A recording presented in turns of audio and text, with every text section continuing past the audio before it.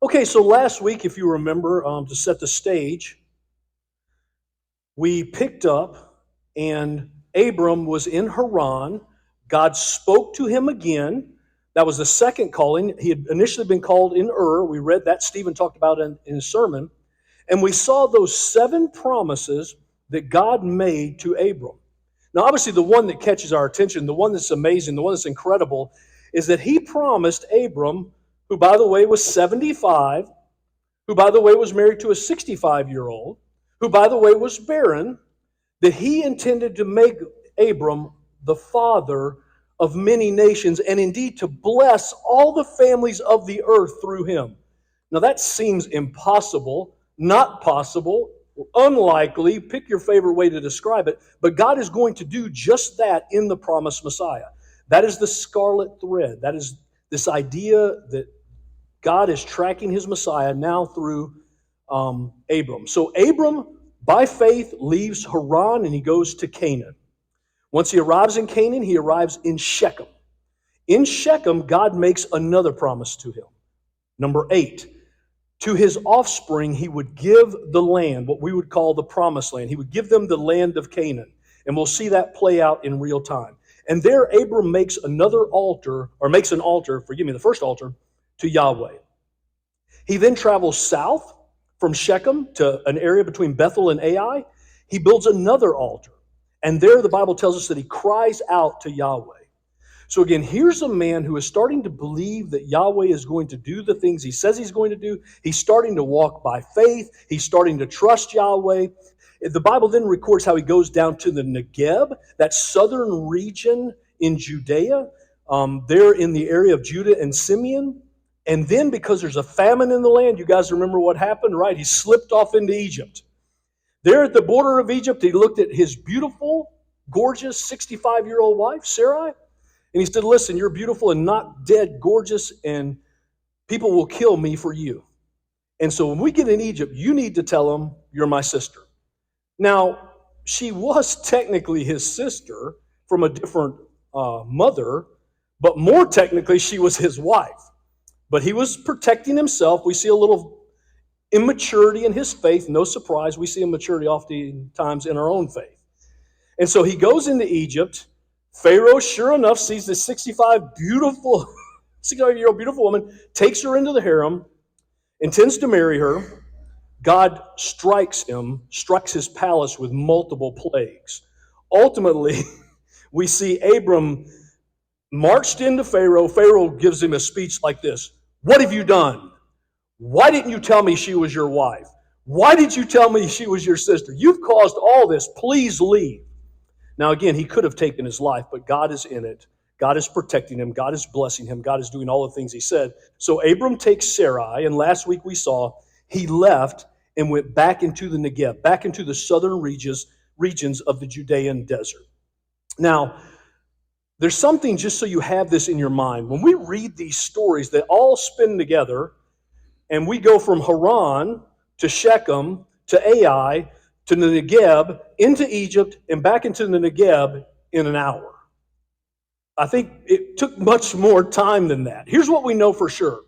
When Abram left Haran, he was 75. The next age marker we get is coming up in Genesis 16, when another failure in Abraham's faith, and we'll talk about it when we get there, but he fathers Ishmael by Hagar, which is Sarai's servant. At that point, the Bible tells us he had been in Canaan for 10 years. So he was 85 or 86 at that point. So today, as we're reading, the only thing we know for sure is he's probably more than 76 or 77, and he's less than 85. So if you want to just sort of drop it in your mind, he's about 80. So he's about 80, and Sarah's about 70. So just kind of tuck that all away. God has made a promise, we're just using roughly 5 years ago, to this old man and his old wife of all these blessings, and nothing has come to fruition. And God has not fallen off his throne. And so that's where we find ourselves this morning. Any questions or anything before we get back to the text and start working our way through 13 and 14? By the way, you'll be introduced to a new character today. He's been in the story, but we haven't heard much about him, and that's Lot, Abram's nephew, his brother's son. Remember, his dad died, Haran died, and Lot's been traveling around with Abram.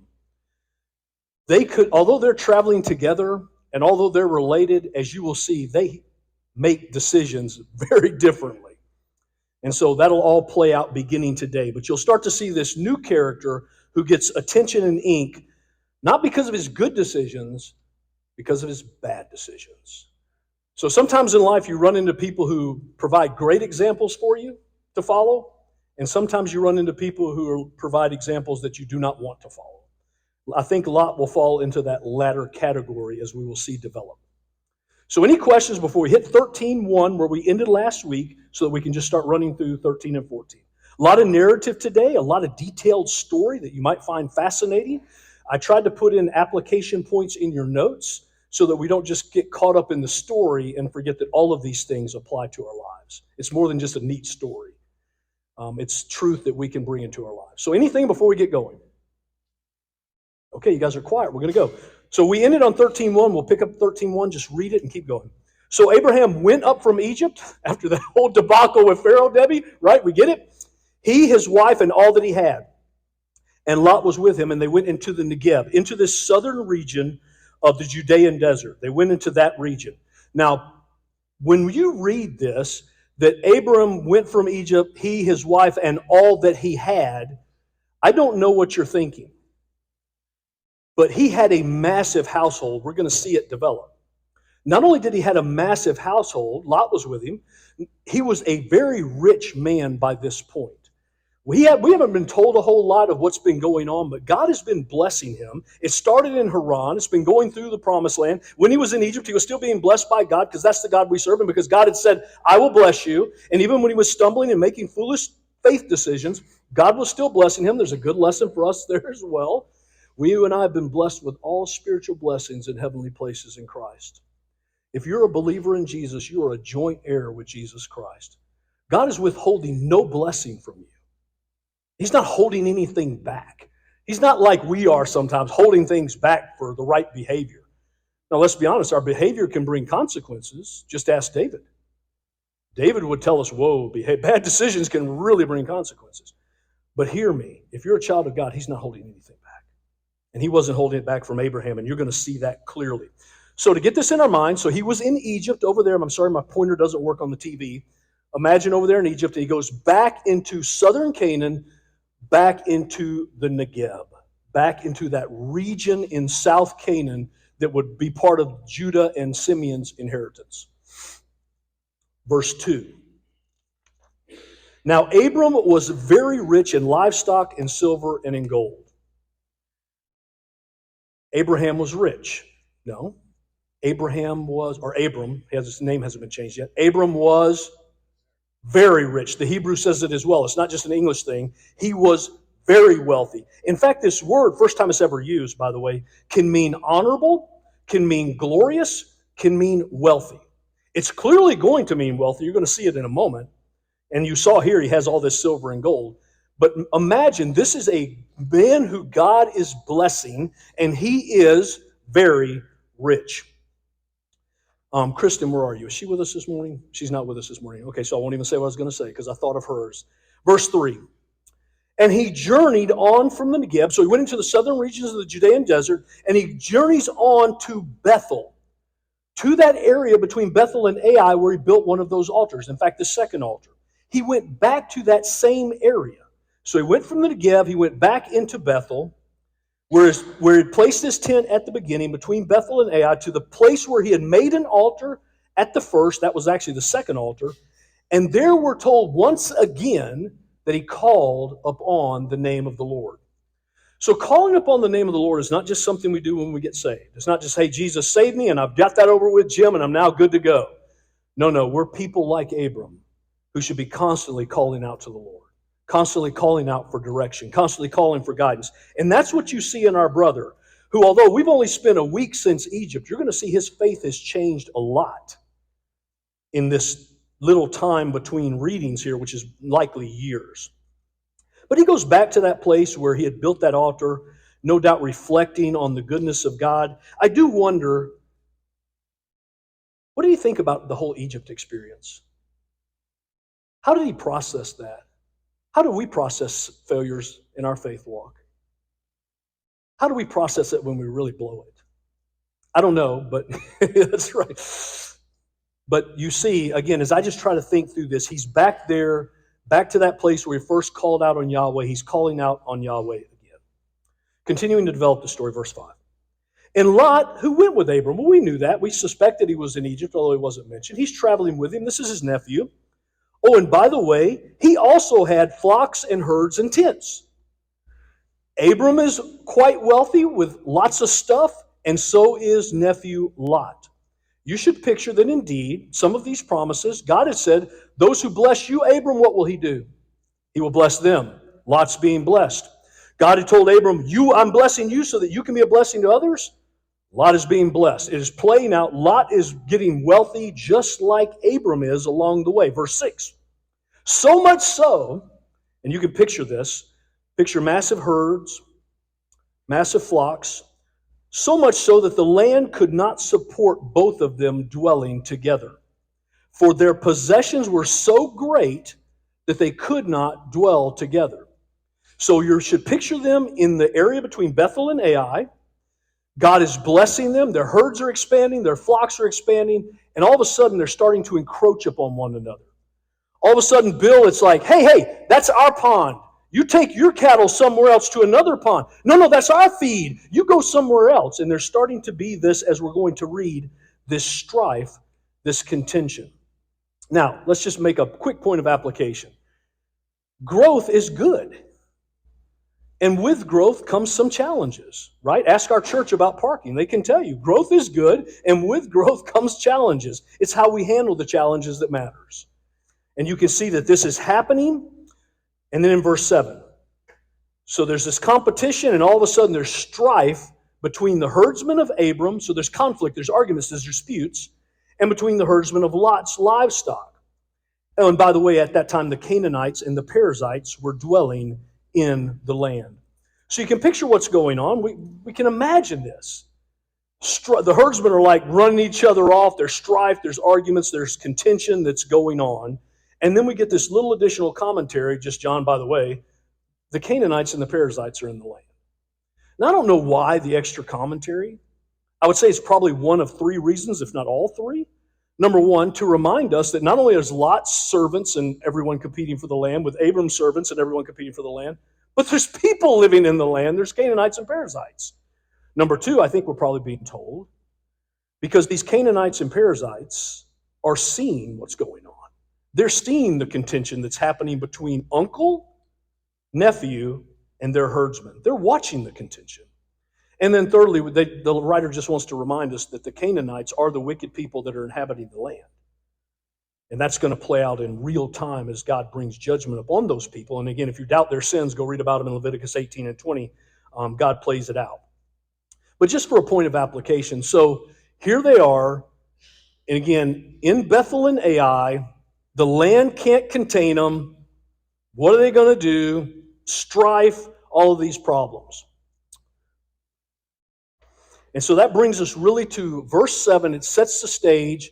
Any questions, any discussion before we move on? Okay.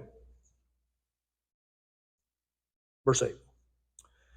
So there's this contention going on, and Abram takes the lead, and he says to Lot, let there be no strife between you and me, and between your herdsmen and my herdsmen. We're kinsmen. I'm your uncle. We shouldn't be arguing and fighting. We should be doing this. Is not the whole land before you?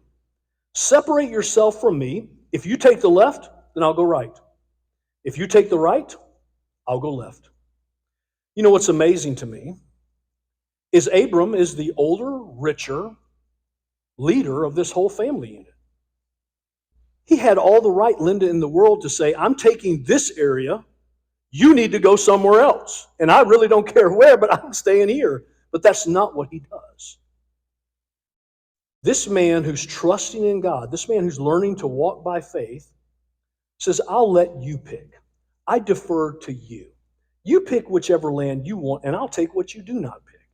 because it doesn't matter to me. Because maybe it's starting to sink into his heart that God is indeed going to fulfill his promise to bless him, and he doesn't need to manipulate, he doesn't need to control, he doesn't need to make sure he always comes out on the top of every decision or on the top of every little thing, because God's going to put him on the top.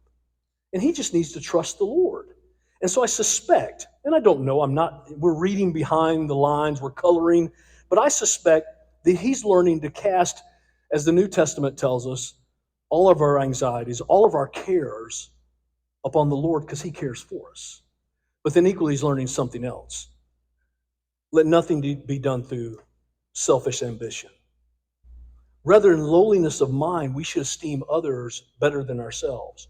Look not every man on his own things, but every man also on the things of others. He's living out these faith principles, although he probably didn't even really understand them. He's recognizing, I trust God. I can yield to my nephew. And that's exactly what he does. He yields the decision to his nephew. And those are great faith lessons for us, I would say. Verse 10. So what's Lot going to do? Well, he'll take the same faith step, right? He'll say, no, I'm trusting Yahweh. I yield to you, Uncle Abram. You pick. Verse 10. Lot lifted up his eyes, and he saw the Jordan Valley, that it was well watered everywhere, like the garden of Yahweh, like the paradise, like Eden, like the land in Egypt in the direction of Zor. Now keep in mind, a little side commentary, this was before the Lord destroyed Sodom and Gomorrah. So Lot does what we often do. He takes an inventory. He starts looking at the land and saying, okay, let's see where the best land is. What's the best water? Where's the most food? What's going to be the best place for me to take my cattle? Because that's where we're going. When the bottom line is the bottom line and there's no other considerations in the bottom line, then that's what you do, and that's what Lot did. We recognize this is a good strategic decision as long as the bottom line is the bottom line, as long as there are no other considerations, because he's moving into the area of Sodom and Gomorrah. But that has nothing to do with this. We're talking about food and water. We're talking about food for cattle. We're talking about water for the cattle. We're talking about me being able to grow my cattle as quickly and as fast as I can. That's all we're talking about. Bottom line is the bottom line. Nothing else mattered. So Sodom and Gomorrah are in the same area. We'll talk more about that. This is all happening while Sodom was a thriving sin city, while Sodom was at its zenith, while Sodom was the sin city of the world. I will say one thing by way of application as you think about this. As a thought exercise, it is often our eyes that get us in trouble when we gaze on things and we continue to gaze. It got Eve in trouble in the garden as she began to gaze on that fruit. It's going to get our friend Lot in trouble as he's looking at the land only in one dimension and only in one sense. It got David in trouble as he looked at Bathsheba. It gets Achan in trouble in Joshua 7 as he looks at the Babylonian garment and the gold and silver. And I would argue it's getting Lot in trouble right now as he's looking just with the human eye and not considering anything else and making decisions based on that alone. And so as we might imagine, verse 11, so Lot chooses for himself the Jordan Valley. It's the reasonable, logical, best choice. And he journeys east and they separate themselves. So we're back in Bethel and Ai. That's where they're living. And Sandy gave me a crazy face. So it's in the Ephraim. See the Ephraim? The pointer doesn't work on the TV, y'all. I'm sorry. Right there in the center of the map, Bethel and Ai. Ai is not listed, but Bethel is in the inheritance of the border of Ephraim and Benjamin. They're in that area. They're outgrowing the land. Lot moves to the Jordan Valley, to the Jordan River between the Sea of Galilee and the Salt Sea, the Dead Sea. He moves into that rich, lush valley. He's a nomad. So sometimes that valley floods, Sarah, but it's no problem. You just move your tents up and move back down. This is a great place for cattle and food. This is paradise. Here's a three-dimensional view just to give you an idea. So he's moving out of Bethel and Ai. You can see that on the map, hilly region, into the Jordan Plain, north of the Dead Sea. Again, everything's draining into the Dead Sea, but this would be a great piece of property, great place to live, if nothing else matters. This is a great place to go. And just by way of, so you see it now, Sodom and Gomorrah, we're fairly certain, watch the bloom, we're fairly certain just to the south of the Salt Sea. just to the south of the Dead Sea. That'll come up soon enough. But just so you see the whole map. So he's moved himself to the Jordan Valley, well north of Sodom and Gomorrah. Not a problem. They separate themselves. Verse 12. Abram settled in the land of Canaan. We're going to be told more about what he does. While Lot settled among the cities of the valley and moved his tent as far as Sodom. Okay, so picture what's happening here. He moves to the Jordan Valley. Larry is good life in the Jordan Valley, but he's kind of looking over there and he's going, yeah, but the real action is in Sodom. The real place they're having fun is in Sodom. The real place you need to be is in Sodom. The place to live is in Sodom. And so he's a nomad. So guess what he does? He pitches his tent outside of Sodom. He takes his wife and his 2 daughters, and they move outside Sin City, outside Sodom. Just so you know, so we started out looking. We then moved to the Jordan Valley. We then moved and pitched our tent outside Sodom. So we've now moved down here just south of the Salt Sea, just south of the Dead Sea. And by the way, in chapter 14 here in just a moment, he's going to abandon his tent and he's going to move into Sodom. Wife, 2 children. What started out in Bethel and Ai that turned to the Jordan Valley, that went to living outside of Sodom, is now living inside Sodom. By the way, just so you know, when we find Lot in chapter 19, he's sitting in the gate in Sodom. This is how sin works. If Lot could tell us anything, this is what he would tell us. It never is one big, ginormous step from here to there. It's these series of little compromises, little steps that take us further and further and further away from the will of God and the path of God for our lives until something happens and we come out of our spiritual stupor and we say something like this, how did I get here? And likely the answer is, just like Lot, one little sin, misstep, at one bad decision, little at a time, that takes us from beholding how beautiful the valley was to being a leader in Sin City with your wife and 2 daughters there with you. That's the story. That's what's going on with Lot. That's how this movie is going to play. In fact, you can see the progression. He lifts up his eyes. He chooses. He moves to tent outside of Sodom. He sells the tent and buys a house. He's a rich man. He probably brought quite a spread in Sodom. Probably had a nice spread in Sodom. And by the way, when we find him in 19, he's going to be seated in the gate in Sodom. And just so we didn't know, verse 13, the men of Sodom were wicked, great sinners against the Lord. In the Hebrew, it's crystal clear. We can explain it like this. The men of Sodom were exceedingly great, abundantly evil. And they were sinners against Yahweh. And so whoever's got the mic, question up front from Kitty. So again, this is where Lot is finding himself, moved into this city. Yeah, Kitty. I'm just a little confused about that's probably my fault. Gate. Sit in the gate. What does that mean exactly? Inside the town? It means to become a leader within the town. So imagine he's becoming one of the key leaders in Sodom. So he's gone from being this rich guy who lived in tents to being this rich guy who lived in tents outside of Sodom to being this rich guy who sold his tent and bought a nice spread in Sodom, probably had a moat around his house, really nice spread, to a guy who's a leader in this town. And by the way, Peter tells us that Sodom vexed his righteous soul. You see, sin has effect on us, and it's affecting him, and it's going to have consequences as well. But you see what's going on in the life of Sodom, or the life of Lot. Oh, and by the way, Sodom is a very wicked place. That's what the writer of Genesis wants us to know. We've seen language like this. It was back in Genesis before God sent the flood. And I think what the writer of Genesis is trying to tell us is that Sodom has gotten as bad as it was on the earth when God sent the flood.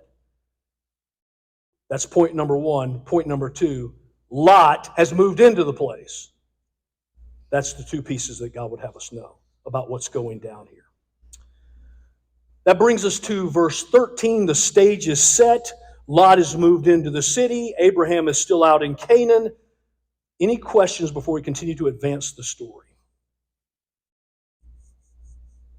Okay. Verse 14. Then the Lord said to Abram, after Lot had separated from him, lift up your eyes and look from the place where you are.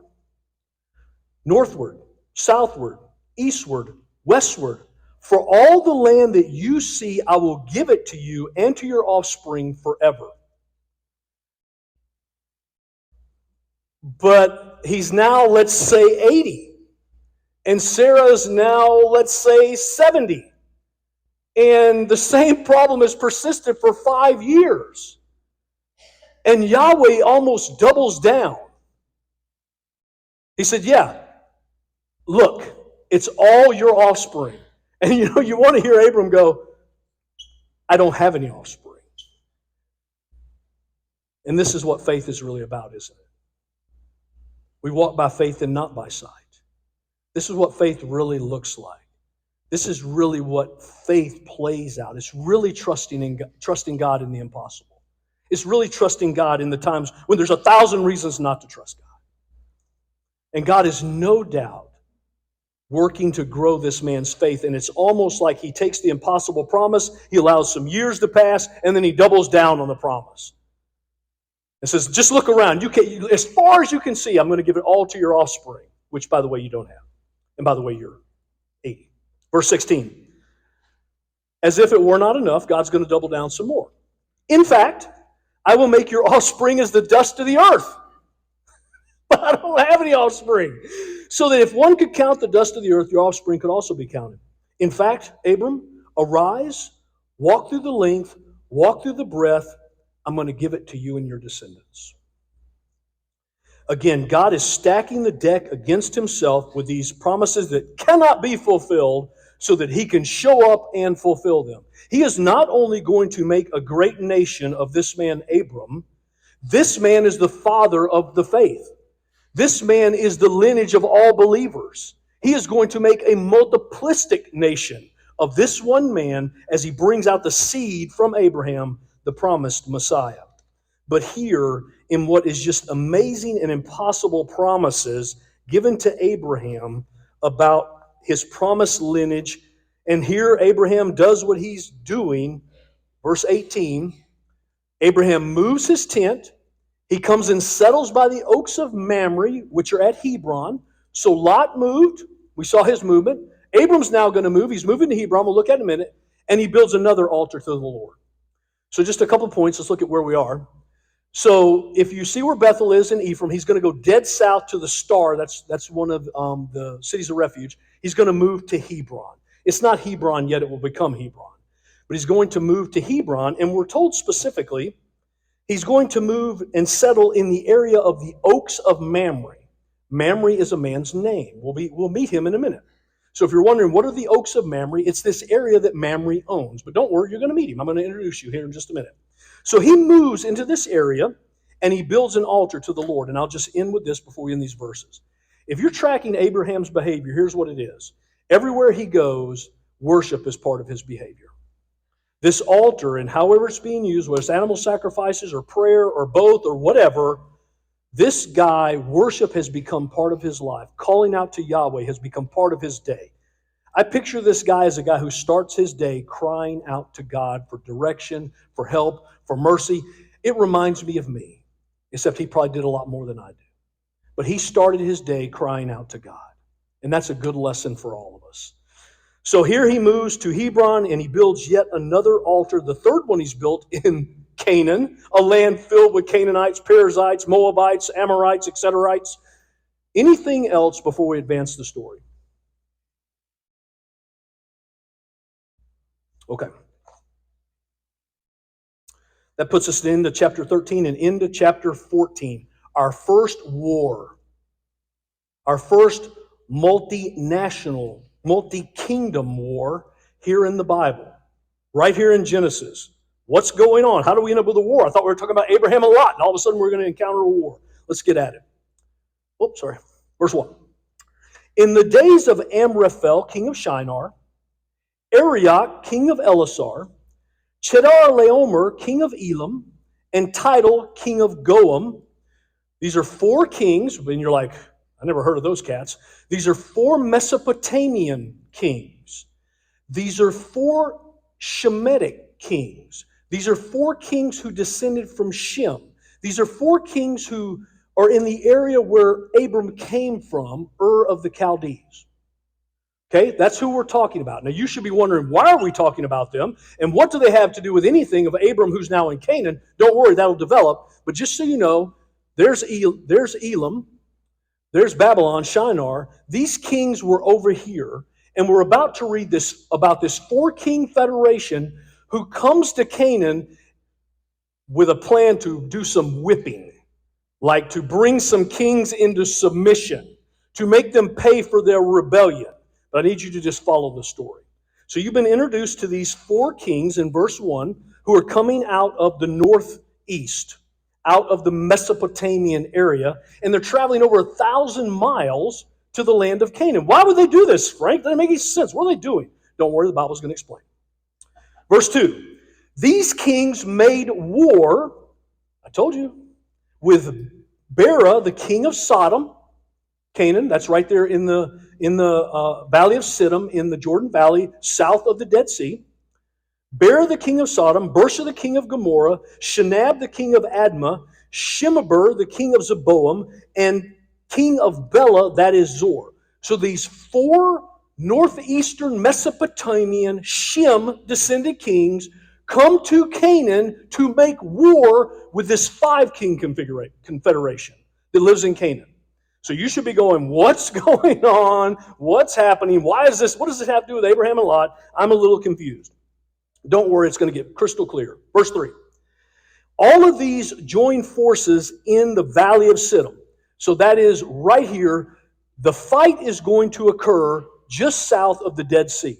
These four kings are going to travel all the way from Mesopotamia, by the way, whipping a lot of kings and kingdoms along the way, loop around, and then come in to fight against these five kings from Canaan.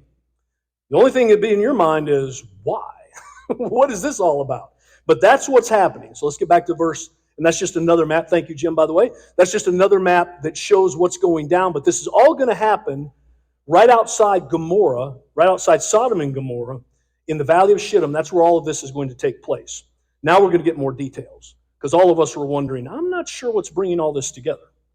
Verse 4, 12 years that's these five kingdoms in Canaan, these five Hamitic kings. 12 years they had served Chedorlaomer. In the 13th year they rebelled. So somewhere along the way, Chedorlaomer, the king of Elam, came out of Mesopotamia and brought these kings and kingdoms into submission. He defeated them and they started paying tribute. They probably started sending gold, animals, food, and they did this for 12 years. After 12 years, Lee, they started thinking, I've had enough of this. What has he done for us lately? And he's so far away, he's not going to do anything. I'm not sending another nickel. I'm done. We're done. If he comes down here, we'll whip him. We'll teach him a lesson, but we are done paying tribute. In the 13th year, after 12 years of paying tribute, they rebelled. That brings us to verse 5. In the 14th year, Chedorlaomer and the kings who were with him came and defeated, here we go. They've marched from Mesopotamia. They're coming to Canaan in the area of Sodom and Gomorrah, south of the Dead Sea. That's where they're headed. But here's what they figure. They've got this four-king configuration. If we're going to take this big march, we might as well defeat a number of kings along the way, collect a lot of money, a lot of goods, a lot of food. We might as well make this worth our trip. We'll bring back great riches to Mesopotamia. That's their plan. And then we're actually told what they do. And so look at the listing. So in the 14th year, Chedorlaomer, kings who were with him, defeated, and let's get to the map. Rephaim, you can see where the Rephites, as they're coming south, in Ashtaroth Karnaim, the Zuzim in Ham, you can see the Zuzites in Ham, they defeated them. The Immon in Shabbath Kuriam, you can see where they defeated the Emmites, they're kind of in the middle of the map.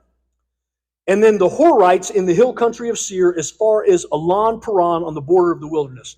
So they defeat these kings and their nations. They continue all the way down to the border of the Gulf of Aqaba, all the way to the border of the Red Sea, all the way to the border of the Yam Suf. There they make a turn and they defeat some more kings. And you read about them in the next verses. Verse 7, they turned back and came to En Mishpat, that is Kadesh, and defeated the Amalekites. So they're in Meshpheth, they defeat the Amalekites, and also the Amorites who were dwelling in Hazon Tamar. This is a massive, powerful 4-king army that's wreaking havoc in the land of Canaan. They're defeating everyone, they're collecting goods, and they have a date. And that date was with these 5 kings who rebelled against them. They're going to teach them a lesson, but they're collecting a lot of goods along the way. So whatever you're picturing in your mind, you should picture a mighty army that's entered the land. It's all because these kings threw off the yoke, and they're coming now to bring them into submission. Any questions before we advance this story? Verse 8. Then the king of Sodom, that's one of the 5 federations, the king of Gomorrah, or king of Admah, the king of Zeboim, the king of Bela, the king of Gomorrah, all 5 of them, went out and they joined the battle in the valley of Siddim. So the 4 kings arrived there. They all meet in the valley of Siddim for a fight. Now the northern kingdoms, the guy who came out of Mesopotamia, they've been fighting everybody. You'd think they'd be wore out by now. But the fight breaks out there in the valley of Siddim, verse 9, with Chedorlaomer, he's the guy leading it, the king of Elam, Tidal, the king of Goam, and Raphael, the king of Shinar, and Arioch, the king of Elasar, 4 kings against 5, verse 10. Now the valley of Siddim was full of bitumen pits, tar pits. And this fight is breaking out, and the kings from Canaan begin to flee, the 5. So the 4 proved to be stronger, even though they've been fighting the whole way there, they're stronger. And everyone begins to flee. Some people fall into these tar pits, some people make it into the hill country, but Sodom and Gomorrah are undefended. The soldiers and the generals are all fleeing. And so what do you think these 4 kings from Mesopotamia are going to do? Easy picking. These cities are undefended. We're going to take everything.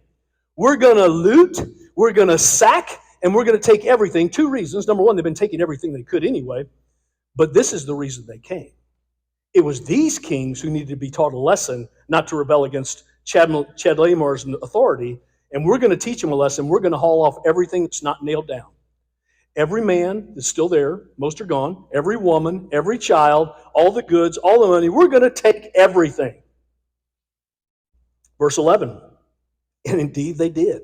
So the enemy took all the possessions of Sodom and Gomorrah and all their possessions and went their way. That'll teach them. Let's take it on to the house.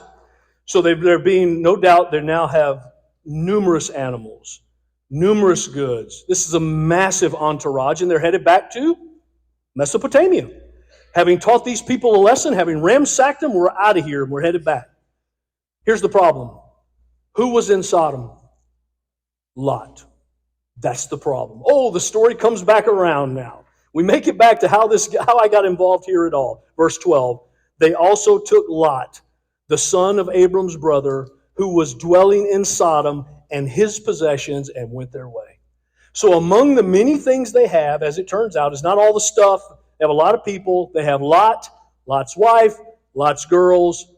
Now we have a problem. And off they go. Any questions? The stage is set now for what's about to happen. That took a lot of setting to get us to here. Okay.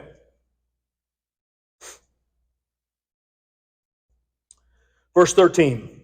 Then one who had escaped, so you can picture this is a massive entourage, and it's probably easy to slip away, break your ties, but one escapes. He understands who's who. He goes to Abram the Hebrew. By the way, that's the first time that word is used in our Bible. It literally means one from beyond. It shows how they viewed Abram. They viewed him as one from beyond, and the beyond was Ur of Chaldees. The beyond was the same beyond these generals that came from, these armies that came from. But this guy goes to Abram, and you can picture it. Hey, Abram, they took Sodom, they took Gomorrah, they took everything, and they've got Lot, and they've got Lot's wife, and they've got Lot's daughters. What's a man of faith to do? What's a man of faith to do against an army that's been defeating everyone, a multi-kingdom army that's been defeating everyone? We'll set that aside for a moment and finish this verse. By the way, he was living by the oaks of Mamre, the Amorite. Okay, so I told you Mamre was a guy's name, and he's actually living in an area by an Amorite named Mamre. This guy has two brothers, Eshcol and Aner, and these men are allies with Abram. We know no other details. We begin to wonder, how did they enter into an alliance? Why did they enter into alliance? It seems that he moved close to be part of this alliance. Maybe it was to protect from marauding bands who were stealing or doing. We just don't know. But understand, the stage is set. He's got these three friends. He's in this area. He's just gotten word that his nephew has been taken captive. Verse 14. When Abraham heard that his kinsman Lot had been taken captive, he led forth his trained men, born in his house. Now again, I told you, whatever you were thinking about Abraham is much bigger than you're thinking. 318 of them. I wish Janice was here so I could see her face. You see, Abram was a very rich man. Abram had many servants. We're picturing this little nomadic guy moving in and out of Egypt, and there's like 10 of them. No. Picture hundreds of them. Now, Abram, although he has this massive family unit, this clan, they're not warriors. They're not fighters. These are herdsmen. They've been arguing with Lot's herdsmen. These are servants. These are servants born in his house. But he musters up those who are old enough to fight, and he has 318 of them, and he decides to pursue the Mesopotamian task force that has swept through Canaan and taken everyone captive and defeated everybody, and he decides to go after them.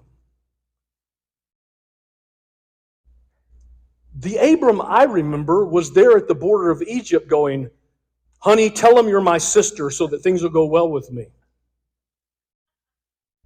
This is a guy's faith who's changed a little bit since last chapter. We should have got an update. By the way, growing in faith, pay attention. He hears what's going on and he decides to pursue. And I would submit it to you, you'll see it soon enough. Not only does he decide to pursue, but before he does, I bet you, and I'll show it to you, he prays. He cries out to God. And here's in substance what he tells him, and you'll see it play out. God, I'm going after them because I know that's what you want me to do. And if you will deliver everything, I will keep nothing. Nothing for myself. I will give it all back. Just use me to deliver them and to bring it all back. I think that's the prayer he threw up to God before he took off. So here's the picture. We saw the Mesopotamian kings sweep in, go down the king's highway, wiping out kings and kingdoms, make it all the way to the Red Sea, circle back around, engage the 5 Canaanite kings, plaster them, and then begin their march back home. Word comes to Abram, who's in Hebron, right? He's there in the oaks of Mamre, his ally Mamre and his 2 brothers. He gets word. What does he do? Prays and goes. He catches up with them in Dan. So they're probably not in a hurry, but it would have taken some time. He had to muster all his forces. He had to get them prepared. They had to take provisions. But ultimately they leave. Ultimately they catch them in Dan. Verse 15. And he divided his forces against them by night, he and his servants, and he defeated them. This is crazy. This is faith. This is the blessings of God. This is God caring for his people. This is God working out in the life of his servant. He's not a soldier. He's not a general. He doesn't have an army. And he takes his servants and defeats the most powerful army that had just swept through the land and defeated multiple kings and multiple kingdoms. And just almost in this simplistic economy of speech way, the writer says, and he defeated them. I wanted to hear a lot more. When he divided his forces, what did he do, James? I need to know more. Doesn't tell us.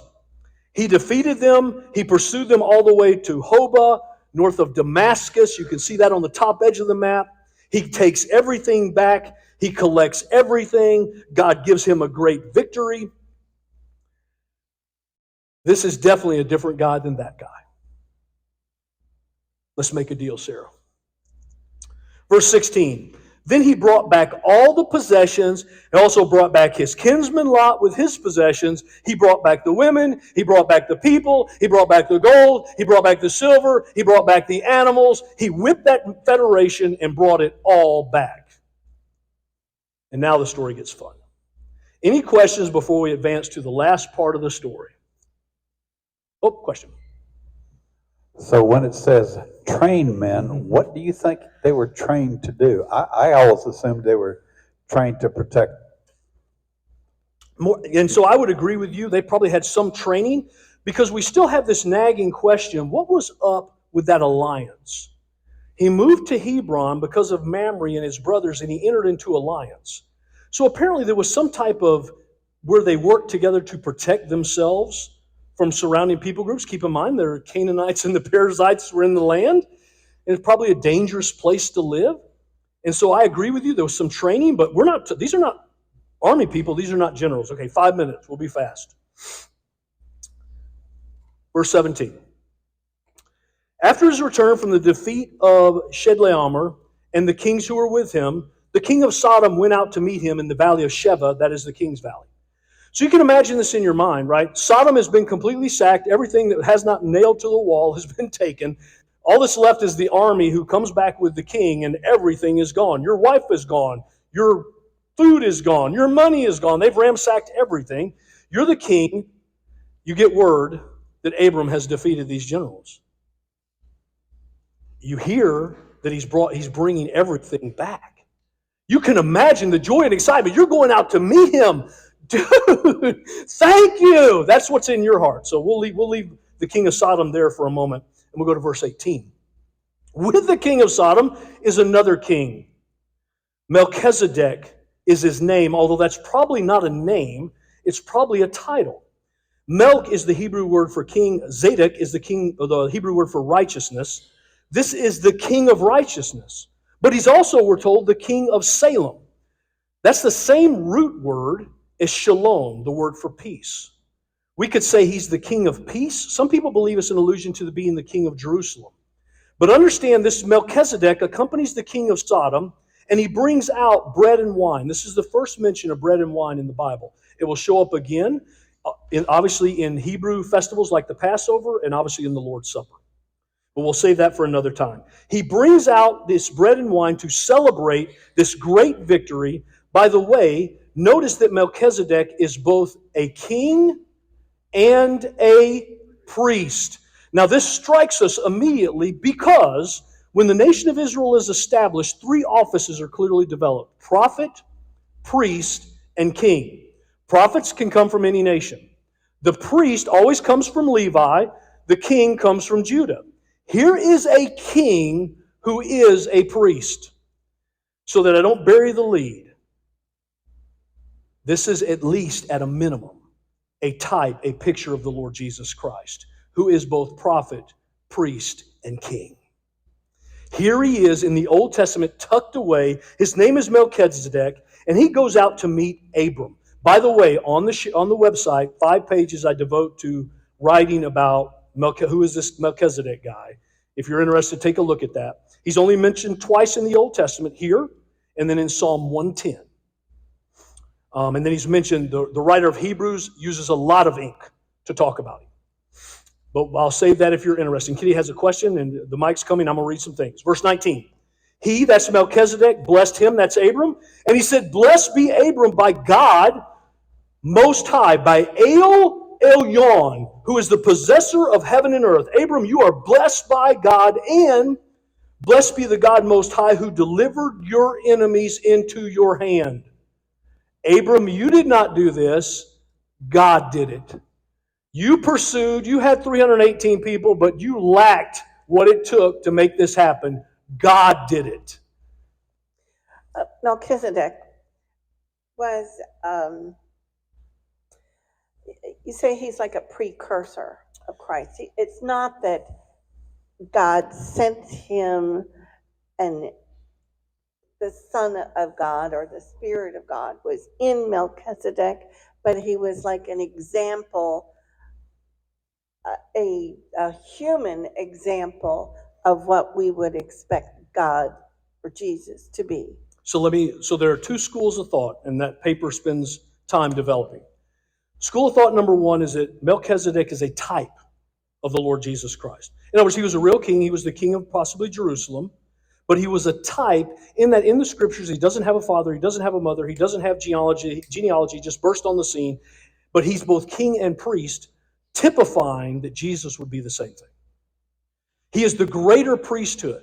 Read about it in Hebrews. Again, check the paper out. While other people believe that he is actually a Christophany, he is a pre-incarnate appearance of Christ. He is Christ taking on human form before the incarnation. Those are the two schools. But at the end of the day, the key point for sure is he is a picture of the one coming who would be both prophet, priest, and king. Notice what Abram does. He tithes to this king. He gives a tenth of all the spoils to this king. He recognizes this guy is indeed a priest of the Most High God. El Elyon, verse 21. Then the king of Sodom says to Abraham, give me the persons, but you take the goods. Now, it's almost like interrupting something meaningful here to say whatever's on his mind, but we get his point. He is so thankful. Hey, you keep everything, just give me the people back. I can grow more cows and grow more crops, cut more money. I'll wrap it up. 2 minutes. 1 minute. And he says, hey, you just give me the people, you take the goods. Look at what Abraham says. Abram said to the king of Sodom, I lifted up my hand to the Lord. When? When did he lift his hand? When did he make a promise? Look at what the promise is before he took off, I think. I lifted up my hand to Yahweh, El Elyon, God Most High, the one who owns heaven and earth. And here's what I said. I would not take a thread or a sandal strap of anything that's yours, lest you say, he made me rich. He had made this commitment to God. God, if you'll deliver it all, I'll give it all away. I'll keep nothing. I'll keep not so much as a shoestring. And then he goes on to make a little caveat, and you need to see it, and we'll end here. I will take nothing in verse 24, but what the young men have eaten, fair enough, they ate it as they traveled back, can't give that back, and the share of the men who went with me. Okay, so who are we talking about? Let Aner, Eshcol, and Mamre take their share. Abram's friends went with him. The ones he had allied himself, they too joined in the battle. There's a lot of points we could draw out about friendship from that very point alone. But we'll end here at just an amazing lesson of a man who trusted in God, a man who God gave the great victory, and a man who, when he has all these riches, and the king of Sodom says, keep it all, he says, no thank you. I made a commitment to Yahweh that if he would do this, I would keep not so much as a shoestring. You take it all back. And may the Lord bless you and keep you and make his face to shine upon you. And may he give you his peace. Any closing thoughts as we wrap it up here, Genesis 13 and 14, as we've watched the maturation, the maturity in Abram's faith. But by the way, he's going to stumble some more. Don't worry. He's like us. He can make mountaintops of faith and find himself in a valley of unbelief. He's just like us. But I want you to see that God is working in this man's life. God is fulfilling promises in this man's life. This man's faith is growing because let's be honest, and I'll end with this and pray. Adversity comes into our life not to damage us, but to grow our faith. Adversity comes into our life not to shock us to the core and shake us down to nothing, but so that we might put our faith and trust in God, the provider of all things. And so hopefully that's some of the lessons we learn that are playing out here in the life of Abraham. Abram. He hasn't been renamed yet. That's coming. Let's pray.